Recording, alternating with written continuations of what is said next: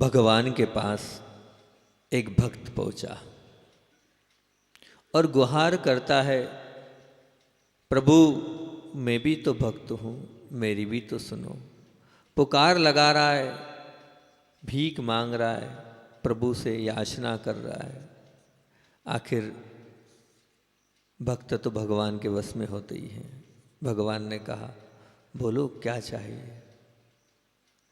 तो शिष्य कहता है, भक्त कहता है, मेरे पास संपदा नहीं है, पूरी दुनिया के पास सब कुछ है, मैं निर्धन हूँ, मुझे संपदा चाहिए। प्रभु ने कहा तथास्तु। भक्त पहुंचा, माला माल हो गया, सब कुछ था। कुछ समय बीता, पुनः प्रभु के दरबार में पहुंचा। फिर पुकार लगाई, फिर गुहार लगाई, प्रभु कुछ सुन लो, अब क्या हुआ। प्रभु संपदा तो है, संपदा को भोगेगा कौन, मेरा कोई कुल रत्न नहीं है, मुझे पुत्र चाहिए जो मेरी कुल परंपरा को आगे बढ़ाए। इतनी संपदा आपने दे दी है, इस संपदा को भोगने के लिए कोई तो दो। उन्होंने कहा तथास्तु। पुत्र भी कुछ समय पश्चात मिल गया। फिर कुछ समय पश्चात फिर वो पुनः भगवान के पास पहुंचता है और वही गुहार पुकार, प्रभु के चरणों में भीख, क्या हुआ, अब क्या चाहिए। तो उन्होंने कहा अब ठीक है, संपदा भी है, पुत्र भी है, पर मेरी काया निरोगी नहीं है, मैं स्वस्थ बनूं ये मेरी भावना है। प्रभु ने कहा ठीक है तथास्तु। अब क्या, स्वस्थ भी हो गया। शरीर है, कुछ समय पश्चात वो चलने फिरने की ताकत नहीं बची। कि शरीर की कब तक एक कैपेसिटी होती है रहने की। शरीर तो ये नाशवान है और बुढ़ापा तो बुढ़ापा है। सत्वहीन हो गया वो, चलने की ताकत नहीं बची। फिर प्रभु के दरबार में पहुंचा और यही मांग करी, प्रभु एक बार और सुन लो। तो क्या चाहिए। बोले मैं सत्वहीन हूँ, ताकत मेरे शरीर में नहीं बची है, शरीर को पुष्ट करो। तो बोले नहीं नहीं, तुझे तो निसत्व ही रहने दूंगा। अगर तुझे सत्व वाला बना दिया तो जिंदगी भर परेशान करेगा तू, जिंदगी भर इसी प्रकार से बार बार आते रहेगा। तेरा तो निसत्व रहना ही ठीक है, तू अजर अमर हो गया तो कहाँ तक तेरी भीखों को पूरा पूर्ण करूँगा। यह इंसान, यह मनुष्य, इसकी इच्छाएं कभी पूर्ति नहीं होती है, कितना भी करो ये संतुष्ट होने वाला नहीं है। लाभ और लोभ का खेल उसके जीवन में पूरी सारी जिंदगी चलता रहता है। बस इसी को रोकने का नाम तो सोच धर्म है। ये लाभ और लोभ का जो खेल हमारे जीवन में चल रहा है, इसको रोकने का नाम ही आज का दिन सोच धर्म है। ये लोभ रूपी वृक्ष हमारे सबके जीवन में विद्यमान है। इसका बीज क्या है, क्योंकि लोभ दिख रहा है, पेड़ दिख रहा है, तो उसका बीज क्या है। जब तक हम बीज तक नहीं पहुँचेंगे तब तक हम उसकी गहराई तक नहीं पहुँच पाएंगे। तो उसका बीज, जो फल दिख रहा है, उसका बीज क्या है, उसका बीज है चाह। क्या बीज है, चाह। अंतरंग में जो आपके चाह है, ये उसका बीज है। और उसके फल क्या हैं और उसके फूल क्या हैं। तो बोले फल, फूल के रूप में है दाह और फल के रूप में आह। फूल के रूप में है दाह, फूल के ऊपर फिर जो फल लगा वो है आह। इसीलिए हमारी राह बिगड़ रही है, इसीलिए हमारी राह बिगड़ रही है, क्योंकि हमारे जीवन में चाह रूपी बीज डला है। उसके कारण हम दाह, अपने आप में दाह महसूस कर रहे हैं और वो दाह आह को उत्पन्न कर रही है। और चाह और दाह आह में हमारी राह से हम भटक रहे हैं। आज इन पे अपन बात करते हैं। चाह किसको कहते हैं। चाह हर व्यक्ति के अंदर है। संसारी कोई भी प्राणी वो चाह से शून्य नहीं है। अपनी चाह को देखो, कोई बात नहीं है, ये तो गॉड गिफ्ट है, स्वभाव है चाह। स्वभाव होना, और स्वभाव को आप बदल नहीं सकते। जल का स्वभाव क्या है, वो स्वभाव है उसका शीतलता, कितना ही गर्म करो एक ना एक दिन ठंडा। तो ये आपकी चाह आपका स्वभाव है, हम उसको ख़त्म करने की बात नहीं कर रहे। हम आपसे ये बोल रहे हैं अपनी चाह को देखो। मैं अपनी चाह को आपके पास पहुंचा रहा हूँ। मन की चाह कैसी है? वह चाह अच्छे धर्म के लिए है, प्रेरित करती है, वो पाप के लिए प्रेरित। दोनों प्रकार की चाह होती है हमारे जीवन में, धन के लिए भी और धर्म के लिए भी, पाप के लिए भी और धर्म के लिए। मन को टटोलो, मन में झांको और प्रश्न पूछो अपने मन से, मेरी चाह कैसी है? मेरी चाह धर्म की है, बहुत अच्छी बात है। अगर आपके अंदर धर्म की चाह है तो निश्चित तौर से आपका कल्याण होना है। आप धर्म के मार्ग पर आगे बढ़ें, धर्म को अंगीकार करें, धर्म को स्वीकार करें, अपने जीवन में विचार करें आप कितने धर्म को स्वीकार कर पाए हैं। कल्याण की चाह है, बहुत अच्छी बात है। जिसके पास धर्म है निश्चित तौर से वो अपना कल्याण करेगा ही और कल्याण उसका होगा ही। अब कल्याण आप कितना कर पा रहे हैं ये इस पे आप विचार करें। मन में अपने आप को टटोले कि मेरा कल्याण का है। स्वपर उपकार की चाह बहुत अच्छी बात है। मैं मेरा भी चाहता हूँ, मेरे परिवार का भी चाहता हूँ, मेरे मित्र वर्ग का भी चाहता हूँ, मेरी समाज का भी चाहता हूँ, बहुत अच्छी बात है। लेकिन आपकी चाह, स्वपर की चाह आप कर पा रहे हैं क्या? वो कल्याण की चाह स्वपर की आप कर पा रहे हैं क्या? बहुत अच्छी बात। जीवन को मुझे बहुत अच्छा बनाना है, बहुत ऊंचाइयों तक ले जाना है, जीवन को ऊंचाइयों पर पहुंचाना आपकी चाह है, बहुत अच्छी बात है। वहाँ तक आप पहुँच पा रहे हैं कि नहीं, आप विचार करना है आपकी वो धारणा, तो वहाँ तक आप पहुँच रहे हैं कि नहीं। धन की चाह है सबको धन की चाह है, कौन नहीं है ये धन की चाह में। लेकिन जब आप ये धन की चाह में भाग तो रहे हैं, लेकिन कब तक, कहाँ तक वो पूर्ति होगी? नहीं होगी। संपत्ति की चाह है, ये भी ले लूँ, वो भी ले लूँ, सब ग्रहण कर लूँ। हर संपत्ति पे आप अपना अधिकार बनाना चाहते हो। बहुत बिरले जी होते हैं जिनके पास से संपत्ति छूटती है, जो संपत्ति छोड़ते हैं। बामोरा में भी ऐसे लोग हैं जिन्होंने संपत्ति को छोड़ा है। कल की घटना है, आहार करके मैं आया, आहार करके बैठा, सुरेश जी जो हैं हमारे अतुल सागर जी के परिवार वाले, वहाँ हमारा आहार हुआ। आहार के बाद आया और बड़े बाबा के मंदिर की चर्चा चल रही थी, तो उन्होंने एक ही बात बोली, बोले महाराज जी बहुत भाव है मेरे कि बड़े बाबा के लिए समर्पित हो जाऊं और बहुत अच्छा करने के भाव हैं। मेरा भाव है कि मेरा एक प्लाट हैगा, वो प्लाट बड़े बाबा के नाम करना चाहता हूँ, उसकी जो राशि आएगी वो और अलग से और दे दूंगा, मेरे भाव हैं वो प्लाट। तो बोले बहुत अच्छी बात है। बोले बड़े भाई का भी बाजू में प्लाट है, वो भी दे दे तो ठीक है, लेकिन मैं तो देता हूँ, मेरी तरफ से तो वो प्लाट दिया मैंने। बोले बहुत अच्छी बात। तो बड़े बाबा के लिए समर्पण है, संपदा तो छूटेगी ही छूटेगी। जब बड़े भैया आए दोपहर में तो हमने कहा आपके छोटे भाई ने बड़ा काम कर लिया है। तो बड़े भाई बोले छोटा ये तो मैं बड़ा हूँ, बड़े हृदय वाला हूँ, मैं काहे को छोड़ूं, मैंने भी दिया। अरे बड़ा तो बड़ा ही होता है, उसका तो बड़प्पन ही होता है। जब रमेश जी आए, रमेश जी से पूछा तो बोले मेरे पास भी ऐसे ही भाव हैं कि बड़े बाबा के लिए कुछ करना है, मेरा प्लाट भी मैं देता हूँ। ये है भाव, बड़े बाबा के प्रति समर्पण। अब तो बरसेगा, संभाल नहीं पाओगे आप। 3 दिन पहले एक और सज्जन आए थे, वो भी यही बात बोले नगद तो नहीं है, 19 बीघा जमीन है, 7 बीघा जमीन में बड़े बाबा के नाम करता हूँ। बहुत अच्छी बात है। उन्होंने अपने लिए 7 बीघा की जमीन जो है बड़े बाबा के लिए समर्पित करी। ऐसे संपत्ति की चाह नहीं है, बड़े बाबा की अगर आपके लिए चाह है, उनको उच्चासन दिलाने की चाह है तो बहुत अच्छी बात है, बहुत बढ़िया बात है। संसार की चाह भी है आपको, क्यों? शादी करना है, बच्चों को संभालना है, ये क्या है? संसार की चाह है।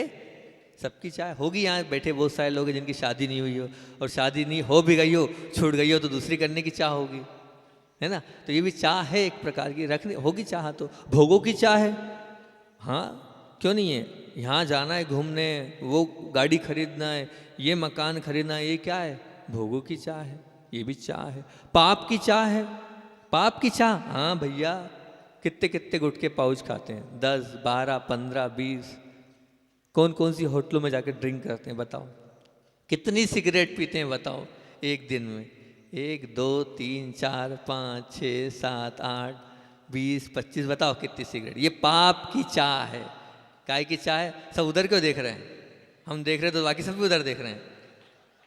नहीं, आदमी सुधर रहा है, सुधरने का मौका दिया जाए, सुधर रहे हैं, कम हो रहा है धीरे धीरे, देखो मत लेकिन उधर। तो ये पाप की चाह, पाप की चाह भी होती है। हम इस पाप की चाह को भी कर्म करें। ध्यान रखना, जितनी चाहें इस सब की चाह के पीछे व्यग्रता छिपी है, बेचैनी छिपी है, व्याकुलता छिपी है, आकुलता छिपी है।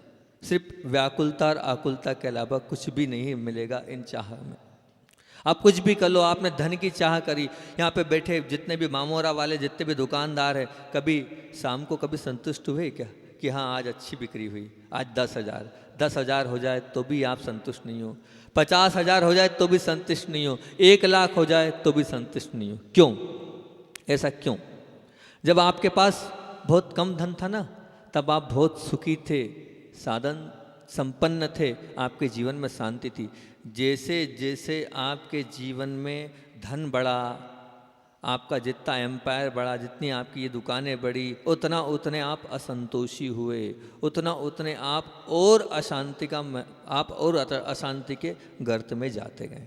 ये धन संपदा शांति का रुख नहीं है। धन संपदा इन धन संपदा से सुख नहीं मिलना है। सुख तो मिलेगा संतोष से। अपने जीवन में संतोष को धारण करेंगे तभी आपको सुख मिलेगा, अन्यथा नहीं।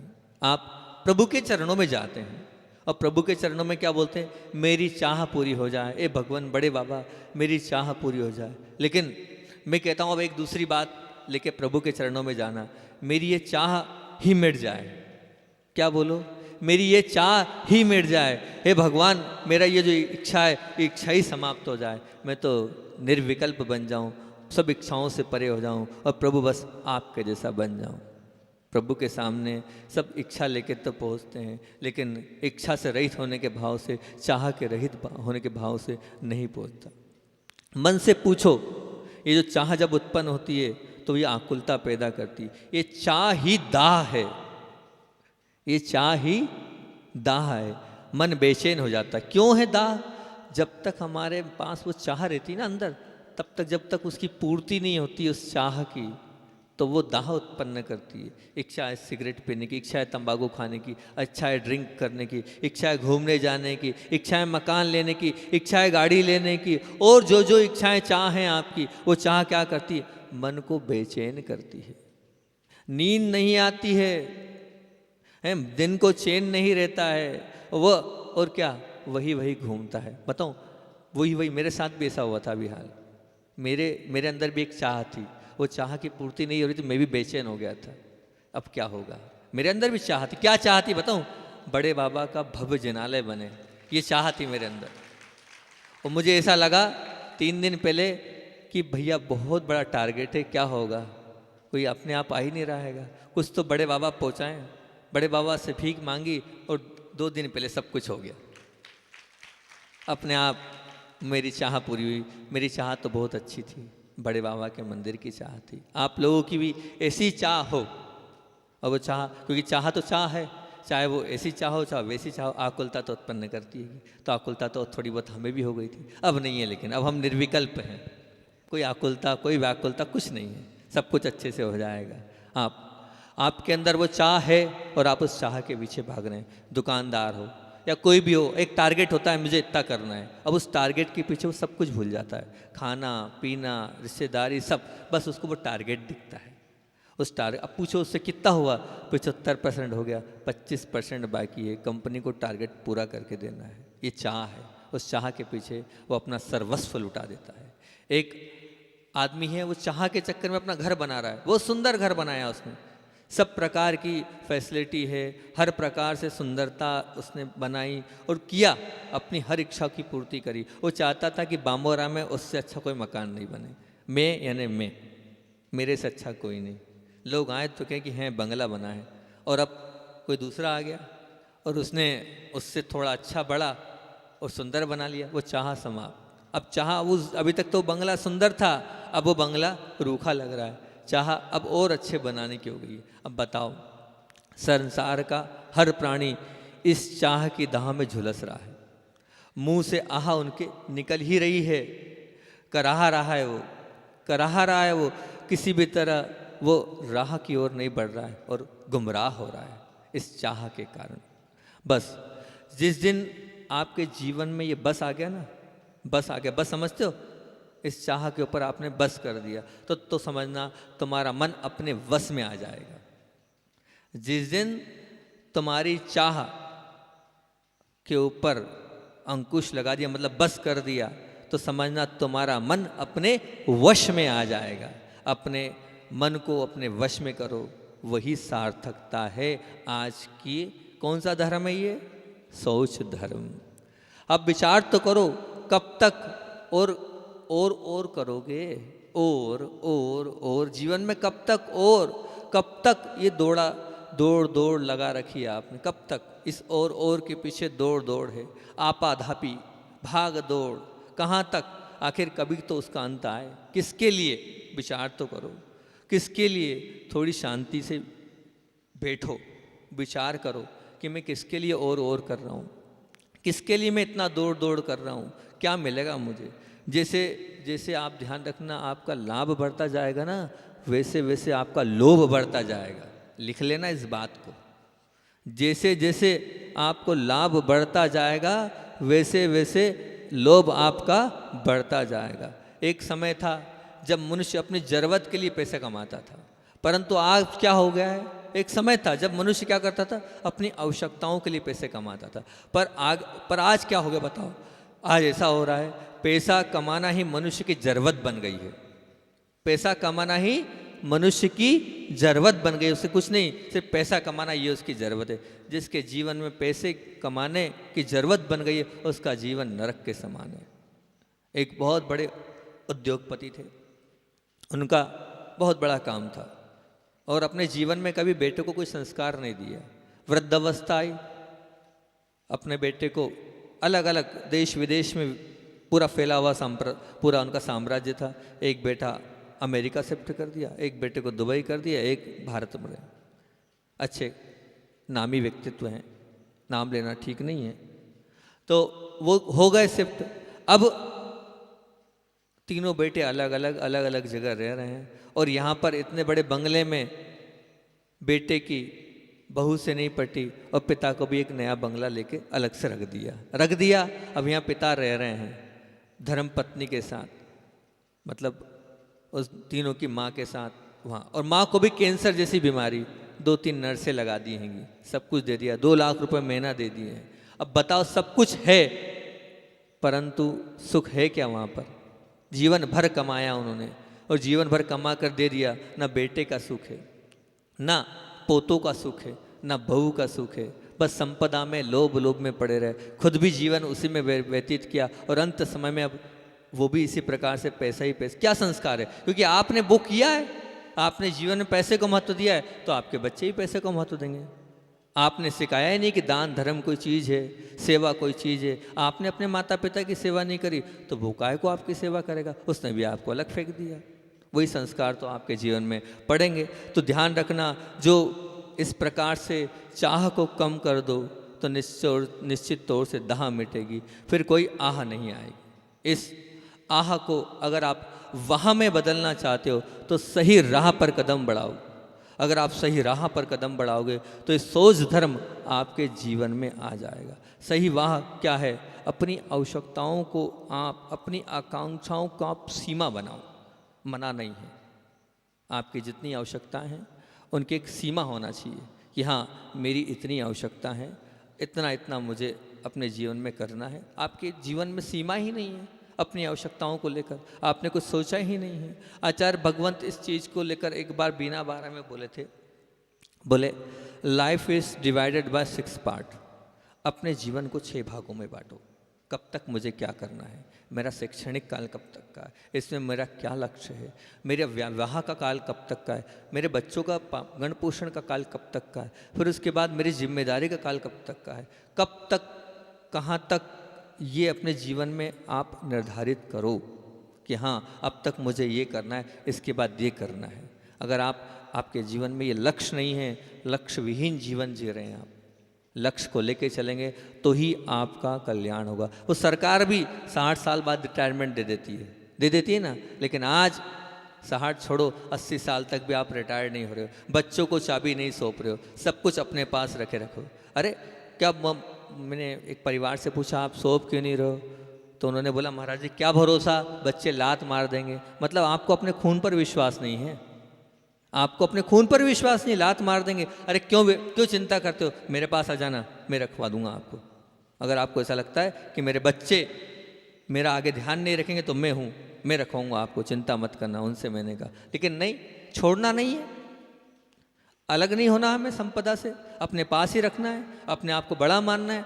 ध्यान रखना, उसके जीवन में सोच धर्म नहीं आएगा। छोड़ो, छोड़ने से ही महान व्यक्ति बनता है, पकड़ने से महान नहीं। जिसने अपने जीवन में छोड़ा है वो महान बना है, पकड़ने वाला कभी महान नहीं बनता है, और ना बना है, और ना ही वो कभी महान बनेगा। चाह दाह है और वो आह उत्पन्न करती है, कराह उत्पन्न करती है। खान किसी में भी ले लें आप, वो किसी में कैसे, हम ये बोलते हैं कि वो जो आप जिस चाह के पीछे भाग रहे हैं, जैसे अभी 1-2 दिन पहले भी मैंने बोला था, अभी भी फिर बोल रहा हूँ उस चीज़, 1-2 दिन नहीं पहले बोला होगा मैंने, फिर वापस वो पुनः बात याद आई तो मैं बोल रहा हूँ कि चाह, क्या चाह है? पैसे के कमाने की चाह। इस पैसे के कमाने के चक्कर में आप कहाँ जा रहे हैं? बड़ा बड़ा पैकेज चाहिए, पैकेज चाहिए तो कहाँ जा रहे हैं? बेंगलोर जा रहे हैं, बम्बई जा रहे हैं, पूना जा रहे हैं, वहाँ जा रहे हैं, वहाँ अकेले अकेले रह रहे हैं। वहाँ तो रह तो रहे हैं, ना आपका वतन, ना आपका, सब कुछ छूट रहा है, गांव, परिवार, धर्म, आपके पास वहाँ धर्म नहीं है, पर वहाँ पैसा है, आप पैसे के पीछे भाग रहे हैं। वहाँ कुछ भी नहीं है, ना माता पिता हैं, उनको देखने वाला कोई नहीं है, पर नहीं, अब आपको तो जाना है वहाँ पर, वहीं आप जा रहे हैं। नहीं संस्कार है, नहीं साधु की संगति है, पर पैसा है, वहाँ बड़ा पैकेज है, सब कुछ है, वहाँ जाना है और वहीं जाएंगे आप। तो क्या है ये चाह क्या है? यहाँ तक कि मैंने एक दुख व्यक्त किया था, मुझे बहुत बुरा लगा, जो मेरा एक परम मित्र था, वो बताया भी था मैंने आप लोगों को, कि वो वहाँ गया, वो आहार देने का पात्र नहीं है।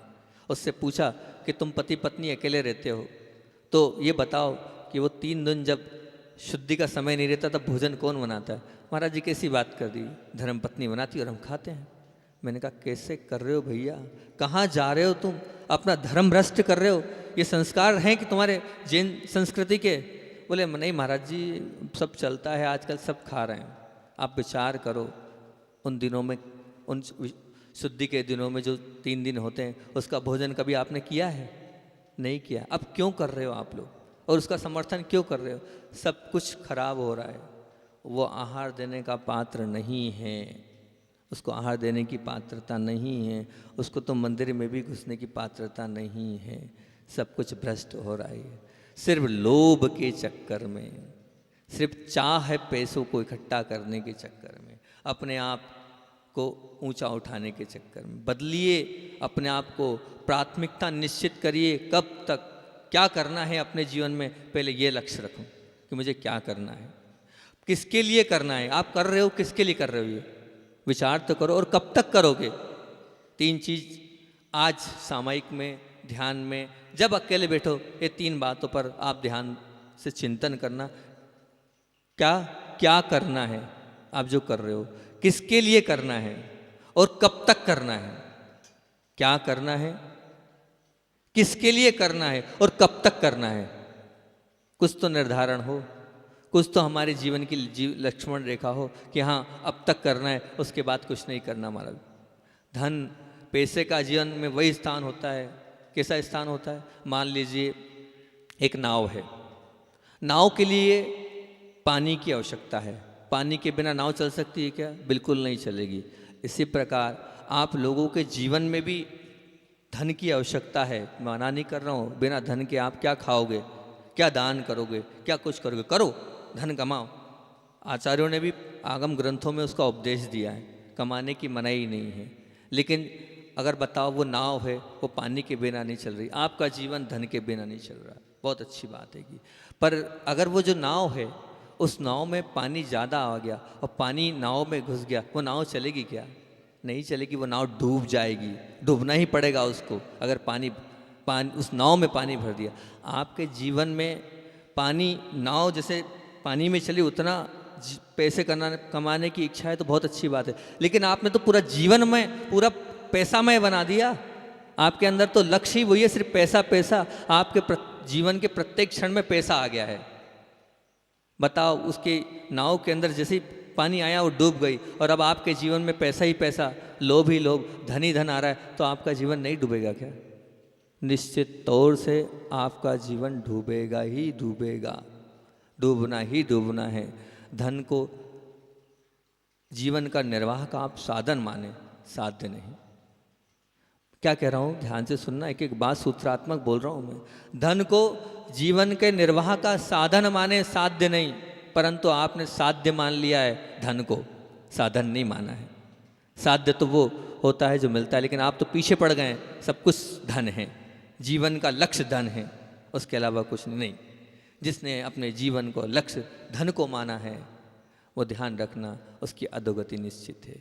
भववारम परिगतम नारकस्यायुष, आचार्य उमा स्वामी महाराज ने ये सूत्र लिखा हैगा, उसमें स्पष्ट कहा है कि जिसके जीवन में परिग्रह है वो नरक गति के बंध का कारण कहा है।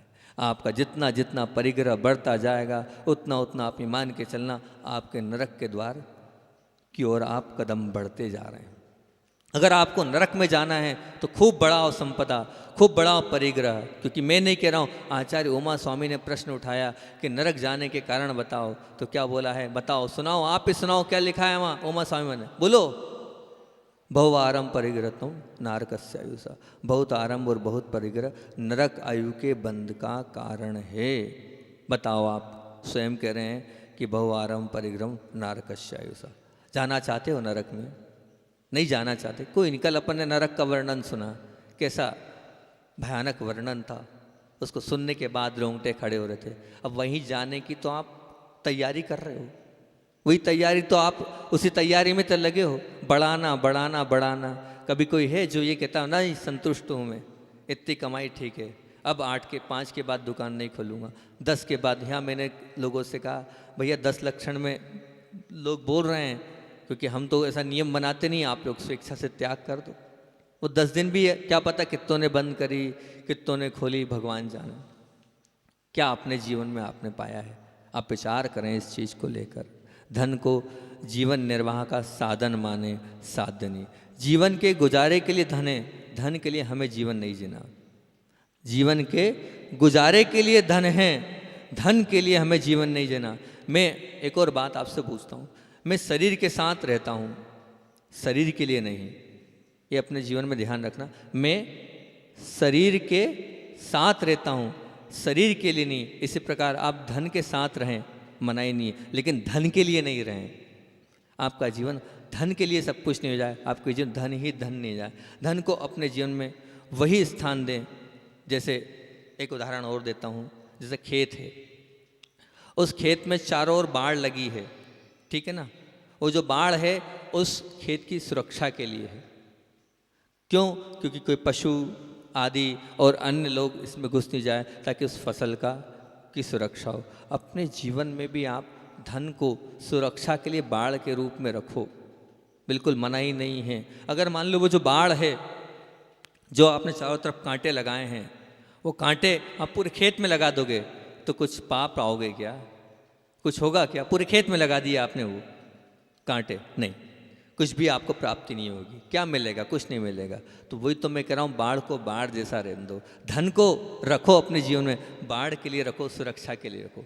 पूरे जीवन को धनमय मत बनाओ, पूरे जीवन को धन ही धन नहीं करो भैया। अगर धन धन करोगे तो निश्चित तौर से आप अपने जीवन को नरक की ओर ले जा रहे हो। एक बहुत महाकंजूस था, अपने जीवन में उसने कभी दान धर्म नहीं किया। दान धर्म नहीं किया तो बहुत छोटी बात है, बहुत से लोग होते हैं, बामौरा में बहुत सारे लोग ऐसे कंजूस जिनने अपने जीवन में दान धर्म नहीं किया। अब हो सकता है बड़े बाबा पे के कारण कुछ भाव बन जाएं उनके और वो आगे बढ़ जाएं, तो बहुत अच्छी बात है। तो उन्होंने कभी दान नहीं किया। वो एक सेठ था और दान नहीं किया है तो बहुत अच्छी, लेकिन दूसरी बात सुनो, आपको हंसी आएगी सुनने के बाद। दान नहीं किया, अब वो ये चाहता था कि मैं भोजन भी स्वयं नहीं करूं। बहुत समय तो वो उपवास रखता था।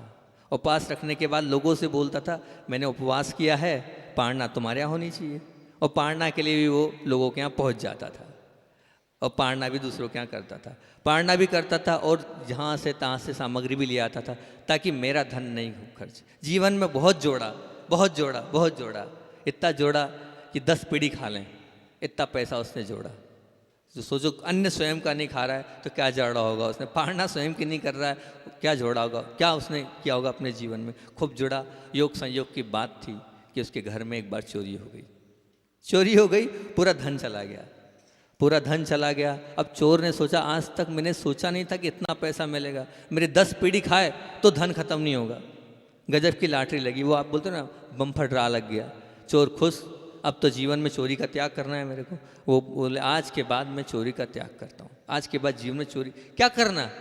बहुत बढ़िया, चोर भी अच्छा है, कम से कम उसने अपनी चाह को समाप्त तो कर लिया, रोक तो दिया, उसने चाह को रोका। और रोकने के बाद उसने सोचा कि ये जो मेरी चोरी करी है इससे कुछ दान धर्म करता हूँ। सबसे पहले तो पूरे गांव को मैं भोजन के लिए आमंत्रण देता हूँ। उसने पूरे गांव को आमंत्रण दिया, जिन सज्जन के पैसे थे चुराए थे वो भी आए।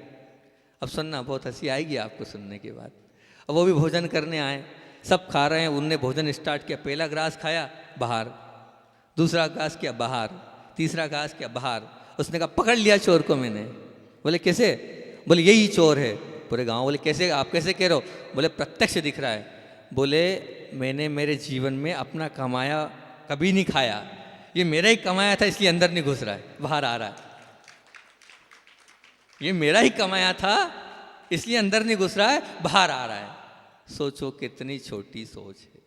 ऐसे निर्कष्ट लोग हैं जो सिर्फ उसी के पीछे भाग रहे हैं, पैसे ही पैसे के पीछे भाग रहे हैं। अपना समय होने जा रहा है और हम तो इतनी ही बात करते हैं। जो आपको संपत्ति मिली है उस संपत्ति का आप उपयोग करो, उपभोग करो, परंतु उसमें आसक्ति मत रखो। क्या बोला मैंने? अपनी संपत्ति का उपयोग करो, उपभोग करो, पर आसक्ति मत रखो। यह राह यदि आपने स्वीकार कर ली तो फिर आपकी वाह वाह हो जाएगी। यह राह आपने स्वीकार कर ली तो आपकी वाह वाह हो जाएगी, नहीं तो चाह दाह और आह की राह तो आप भोग ही रहे हैं। नहीं तो चाह आह और दाह की राह तो आप भोग ही रहे हैं। आपकी चाह वहाँ में परिवर्तित हो जाए, यही सच्ची राह है। आप इस सच्ची राह को पकड़ लो और अपने जीवन में इस चाह को वहाँ में परिवर्तित कर लो। बोलिए आचार्य भगवंत विद्यासागर जी महामुनि राज की।